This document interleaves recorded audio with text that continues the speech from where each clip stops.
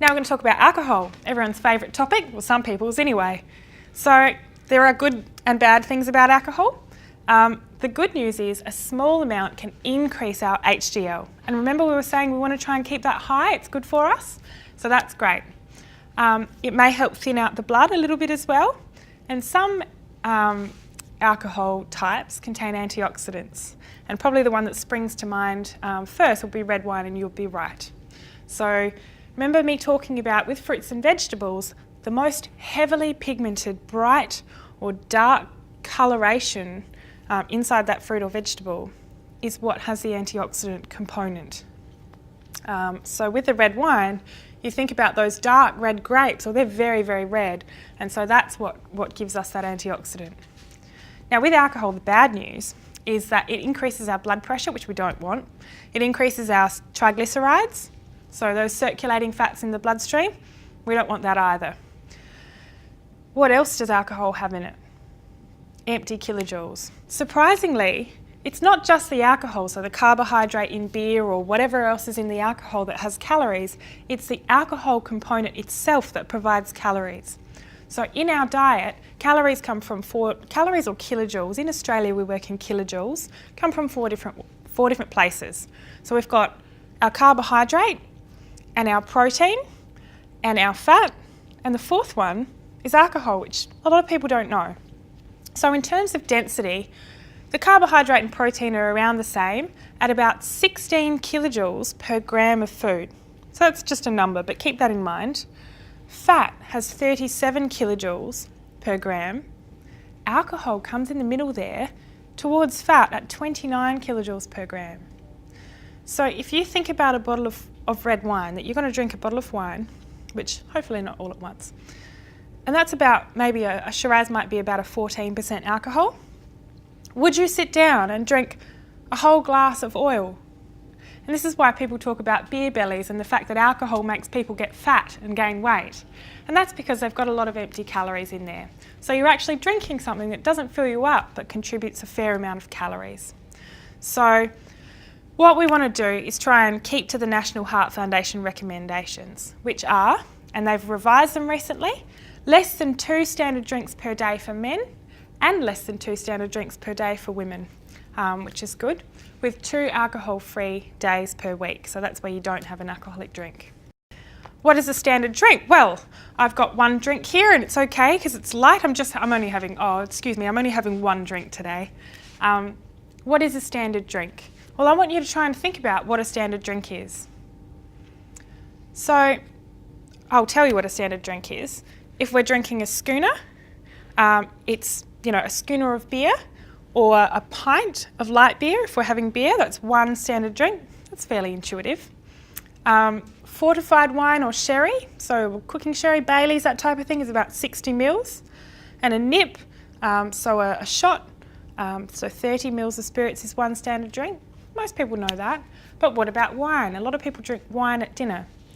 A serve of wine is only 100 mils. Now, if you were at a restaurant, and a few years ago, and they poured you 1 standard drink of wine, you'd be like, where's the rest of it? What's this? I paid $11 for this glass of wine. But it's actually quite a small amount, 100 mils in a glass, and some of the restaurants are getting clever and putting that little line on there now. So that helps you to figure out what a drink is. I think it's about 1.5 drinks is that line. So 100 mils of wine. So if you're at a friend's house, say, and they pour you a generous glass of wine, then you've probably had more than your 2 standard drinks per day. And the problem with having more than the recommendations is that above that recommendation, the harm outweighs the benefit. So, all those benefits that we get with the increased HDL and that type of thing get tipped onto their head, and we start to get the risk of the high blood pressure and the empty kilojoules and that type of thing. So we do want to keep it to within the guidelines. So now we're going to talk about sugar. So sugar has no nutritional value. It doesn't have any nutrients, and it has empty calories which contribute to our weight. So a little bit like alcohol, which also has empty calories. Sugar increases our triglycerides. It can if we include it in very large amounts in our diet, But also, mainly, the problem is that it gives us extra calories, which increases our weight. And when we're a higher weight than we should be, that's a risk factor for our heart for many reasons. But some people do find it difficult to go without sugar, particularly after a meal. So this is when artificial sweeteners come in. And artificial sweeteners are a little bit controversial, and it's fine to make up your own mind about artificial sweeteners. It's a personal choice. However, they do give us the taste of sweetness without the calories. They don't affect our blood sugar level. They can add variety to a high nutrient, low saturated fat diet that's high in fibre, and it doesn't contribute to our weight either. So the main problem with artificial sweeteners is they've got this reputation attached to them that they cause cancer.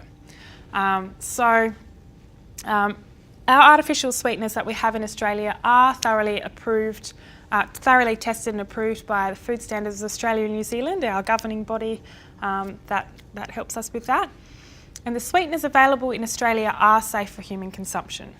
So their position statement on the matter is that there's no credible evidence that artificial sweeteners cause cancer, and this is also supported by the Cancer Council.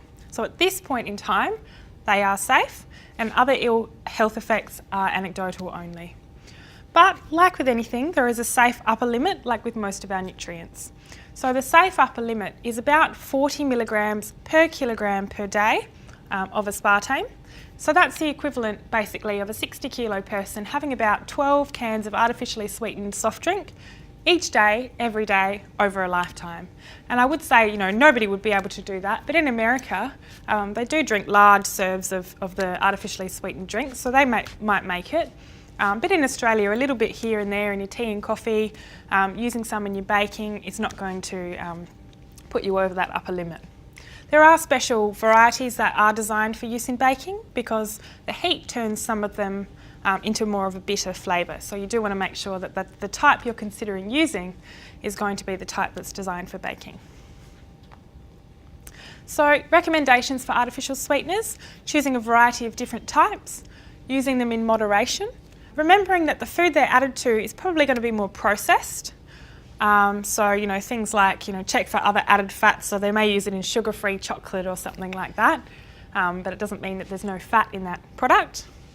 There are only a few that are suitable for use in pregnancy. So if you are pregnant or considering becoming pregnant, then making sure you find out which those are. So now we're going to move on to bogus claims. So I'm going to teach you how to smell a rat, and I think this is an important life skill.